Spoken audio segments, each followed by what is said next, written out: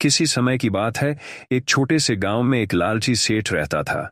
सेठ बहुत अमीर था, लेकिन जितना भी उसके पास धन था, वह कभी उससे संतुष्ट नहीं होता था। उसे हमेशा और अधिक धन की भूख रहती थी।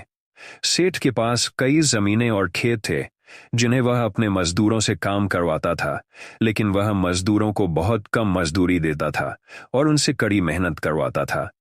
एक दिन सेठ ने सोचा, अगर मैं इन मजदूरों से और ज्यादा काम करवाऊं और उन्हें और कम पैसे दूं, तो मैं जल्दी ही बहुत धनी बन जाऊंगा।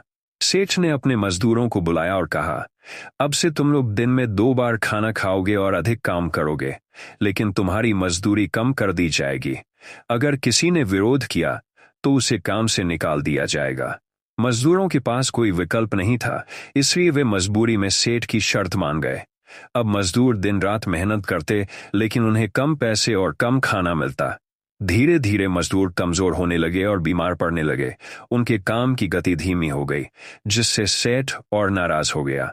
एक दिन एक बूढ़ा मजदूर सेठ के पास आया और बोला, सेठ जी, अगर आप हमसे इतना अधिक काम कराएंगे और हमें सही से खाना नहीं देंगे, तो हम कैसे जी पाएंगे? हमारा शरीर कमजोर हो गया है और अब हम ठीक से काम नहीं कर सकते। सेठ ने हंसते हुए कहा, तुम सब आलसी हो। अगर तुम और मेहनत करोगे तो तुम्हारा शरीर मजबूत हो जाएगा। अब जाओ और काम करो। मजदूर चुपचाप लौट गए, लेकिन अब वे बेहद थक चुके थे।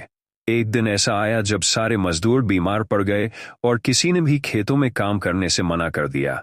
सेठ को अपने खेतों में सारा काम खुद करना पड़ा। उसे एहसास हुआ कि बिना मजदूरों के उसका सारा धन और संपत्ति बेकार हो जाएगी। सेठ ने अपनी गलती समझी और मजदूरों को वापस बुलाया।